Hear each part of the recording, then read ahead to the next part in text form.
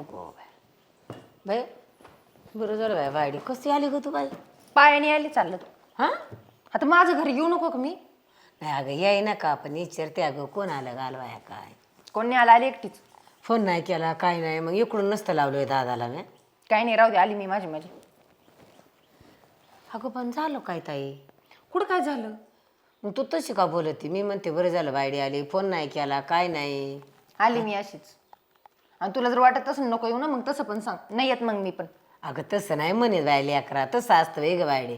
तसं नाही पण चांगले म्हणे अगं तुला विचारते कोण खवाळलं का काय तो फोन नाही केला काय नाही कसं काय आली नाही चांगलं झालं आली ती पण बरं झालं पण तो फोन कसा नाही केला इकडून लावला असतं मी दादाला आणाया हा मी आली माझ्या पद्धतीने काय आलं तर मालक घालवाय काही कोण नव्हतं आलं मी माझीच आली त्यांना विचारलं का नाही तो का तशीच आली तेच प्रश्न विचारणार का आता मला बरं नाही बाया जाऊ दे हे काहीतरी टेन्शनमध्येच आलेली आहे तसं मला कळतंय पण जाऊ दे बरं झालं आले ते कस काय आली अचानक तू हा? अशीच आली अशी झाली होय हा काय बरं आहेत का पाहुणं बिवणं काय म्हणतात सासरे पाटील काय नाही म्हणत बरेच सगळेच त्यांना काय धाड भरणार काही नाही असं नाही बोलावं मोठं आहेत आपल्यापेक्षा हा बरं आई पोरगी लय दिवसांनी आली मस्तपैकी स्वयंपाक करते यासाठी हा बरं आहे तिला आताच मी म्हणलं बायडे कशी आली काय झाले तर मला मग ते तीच राव विचारते माझं घर नाही का मी आले म्हणून चांगलं झालं आले उलट मी म्हणलं पण कोण आलं घालवाय आता फोन नाही केला नाही तर दादाला नसतं का लावलं आणाय मी आता तसं पण मी काय एवढी लहान नाही राहिली माझा रस्ता माहिती मी माझी येत जाईन बरं जाऊ दे समजून घे जरा तू बरं जा स्वयंपाक कर आणि तू बी आता आवर बरं का ठीक आहे आवडते मी चल स्वयंपाक कर चल जेवाय करते त्याला काहीतरी आलेली काय खाल्लंय पिल्लंय का नाही कसं आलं कोणा आठ का म्हणून सारखा फोन करताय तुम्ही नाही हा ठरलंय माझं आता मला नाही यायचं तिकडं तुम्ही तुमचे आई वडील तुम्हीच राहतील आता बस झालं आणि हे बघा आता याच्यानंतर मला सारखं फोन न करू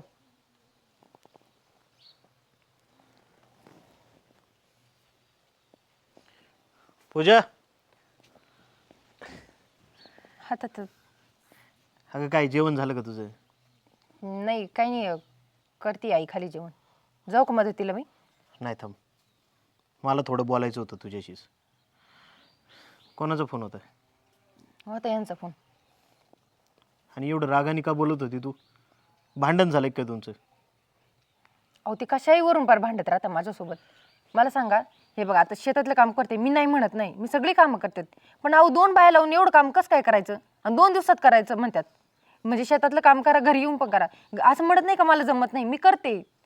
पण मग घरात अहो साधं मी तेल जरी थोडं जास्त जर टाकलं तरी पण म्हणतात तू काय स्वयंपाकात एवढं तेल टाकते एवढं खर्च करते एवढं आता मला सांगा एवढं सगळं जे करते मी आपल्यासाठी करते ना म्हणजे आमच्यासाठी करते ना त्यात काही वाईट आहे का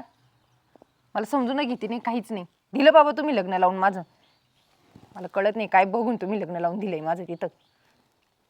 आणि मग त्याला तू वैतागून इकडे निघून आली होय अहो करणार तरी काय मी अगं थोडं समजून घ्यायचं करणार तरी काय म्हणजे आता शेवटी किती झालं तरी घरातली करती सवरती येतो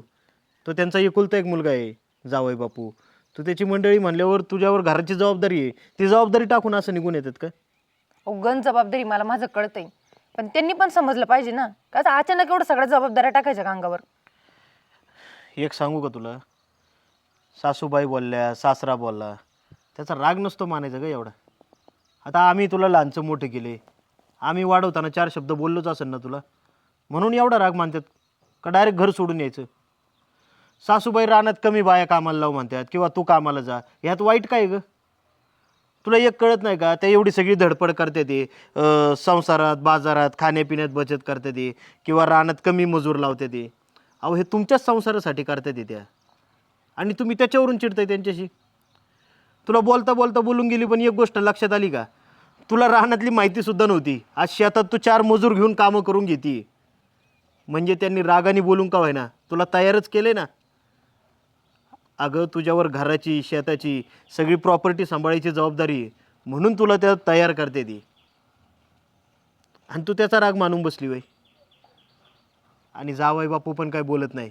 याचा अर्थ असा नाही की त्यांचं तुझ्यावर प्रेम नाही आहे अगं उलट तुला कौतुक वाटलं पाहिजे त्यांचं आईचा आज्ञाधारक मुलगा आहे तो आणि तुझे सासू सासरे जे करते ते ना हे सगळं तुमच्या संसारासाठी करते ते उधळपट्टी करायचं ठरवलं, आईश आरामात जगायचं ठरवलं, तर त्यांचं कितीक राहिलंय? पुढं तुमचंच अवघड होऊन जाईल. खरे होई तात्या, म्हणजे आज जे आम्ही जास्त विचार केला तर मग पुढचं आमचं भविष्य चांगलं होईल. हा, आणि हे सगळं करतात आहे ना तुमच्यासाठी करतात ते. तेव्हा त्यांच्यावर तू भांडून असं निघून येऊ नको. आत्ता जेवण कर आणि मी सोडवायला येतो तुला. काय? बरं, खरं तर बरं झालं तुम्ही माझे डोळे उघडून दिले. हा, आणि आहे ना परत यायचं असेल तर ते घरच्यांना विचारून यायचं, असं रागाने भांडून निघून नाही यायचं. ठीक आहे. बरं चला, जेवण करून घ्या आता आणि निघायची तयारी करा माघारी. काय? बरं ठीक आहे, चला तुम्ही पण जेवण करायला. चला.